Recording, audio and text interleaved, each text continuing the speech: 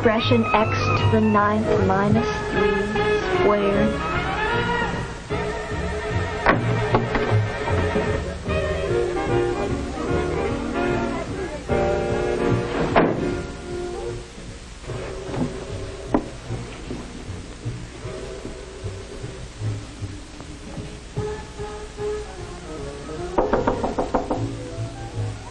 Come in.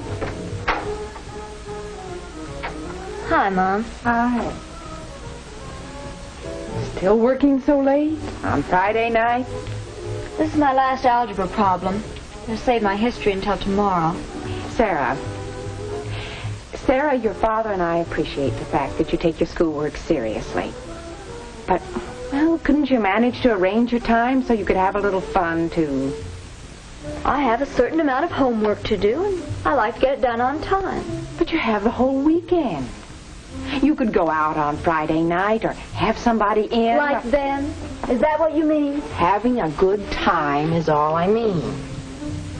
And that's why I talked to Ron's mother the other day. You didn't? Well, I suppose you fixed it so he'd have to invite me over. I might have, if it had been necessary. But I found out that those Friday night get-togethers are open houses.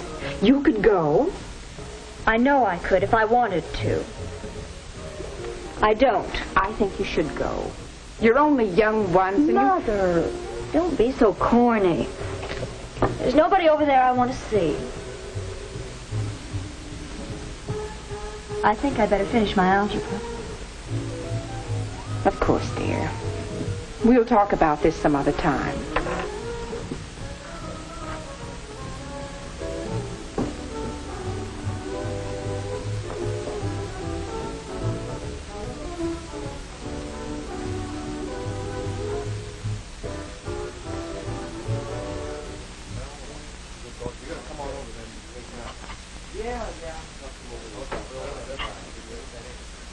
I think I'm actually going to pull fast. I so too. Glad to have you. Okay, Ron, thanks. Take it easy.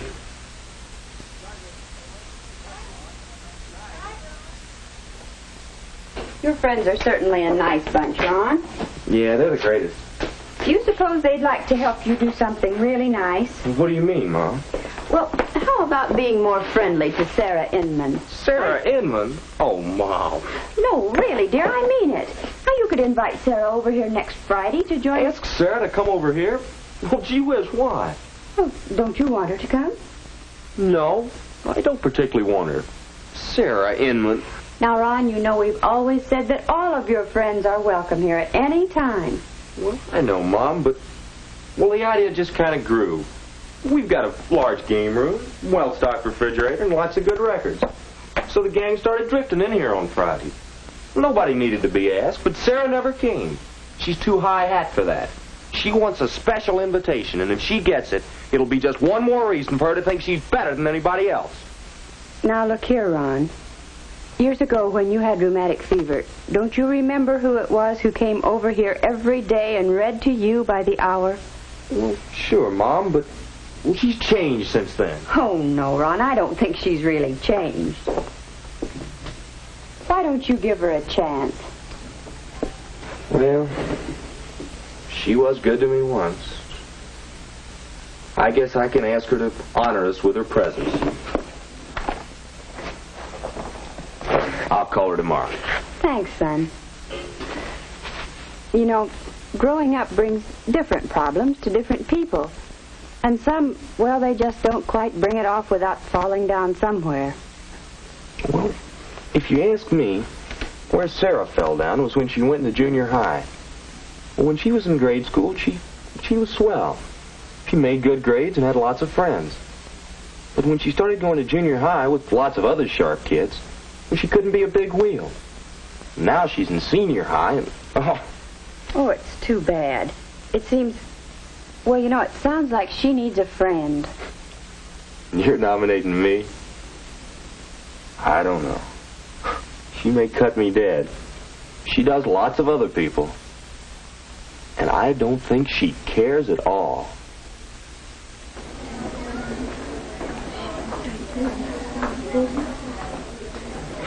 Her Highness has a new sweater. Ooh, it's luscious. You've got to hand it to Sarah. She certainly has good taste. The way she acts, you'd think nobody else did. She'll hear you. That's an awfully pretty sweater, Sarah. Well, don't speak. Were you talking to me? Never mind. Hear nobody, see nobody, talk to nobody. That's Sarah. No wonder she had any friends.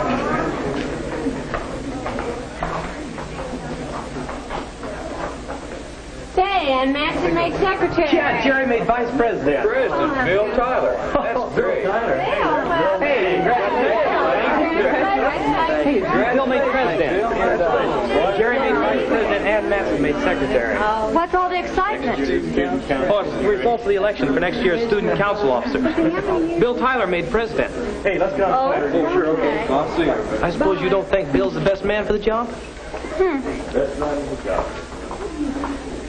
Oh, that girl. She's just sore because we picked Bill's design for the yearbook cover instead of hers. Let's go to class.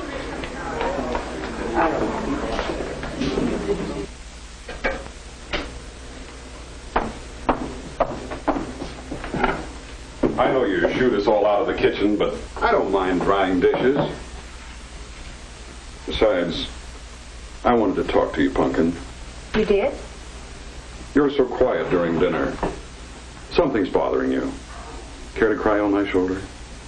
Daddy, there's nothing to cry about. Not one little thing?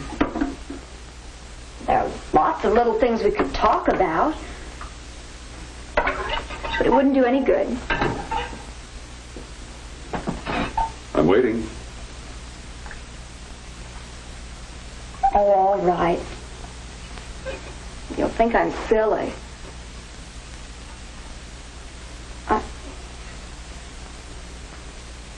Well, this morning, when I came to class, I was worried about the history test first period. I was going over it in my mind, and somebody spoke to me. Nancy Yeager. I didn't hear what she said, but she looked at me as if she just hated me. I worked hard on the history test, but I flubbed it. I know there are lots of people in there that don't study half as hard as I do, and they come off with the A's. I'm smarter than they are. I know I am.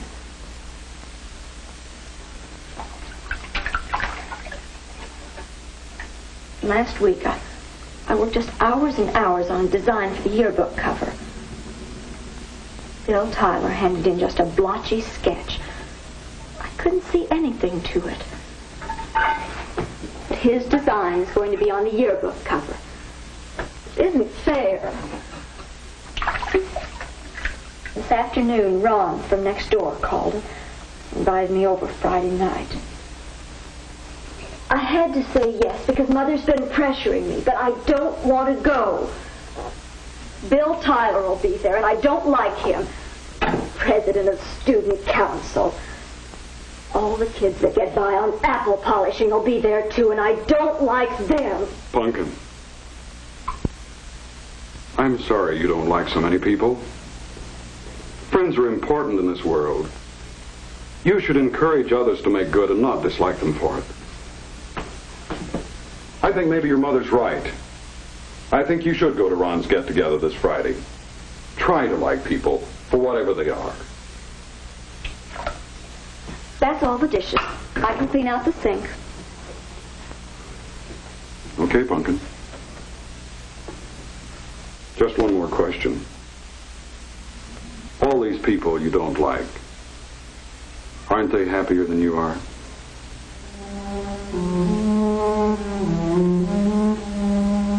Aren't they happier than you are?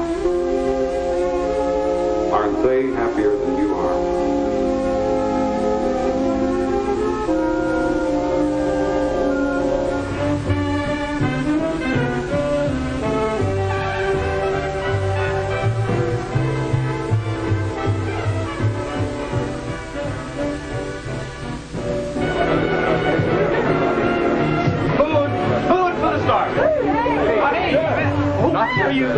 First choice goes to our new president.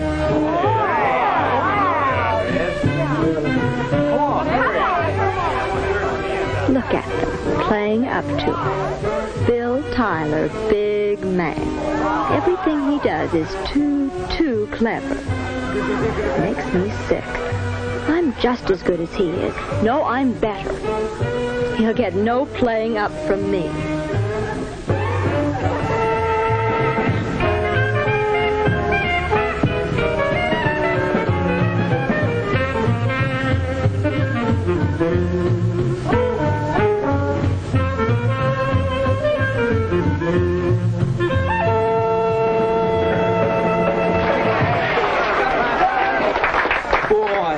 I didn't know which was going to wear out first, me or the music. Where are you going to go next, huh? Why, going around showing you? Hey, how about it? You want to dance? I'd rather not. Well, you want to sit and talk then? I'd rather not. Not with you. Well, I'm sorry. I didn't mean to make you mad. Oh, are you satisfied? I don't know what you're talking about. You really froze him out, didn't you? I don't know what business it is of yours if I don't want to dance. Well, I think you did want to dance. You wanted to dance, all right, but you just couldn't pass up the chance to be a snob.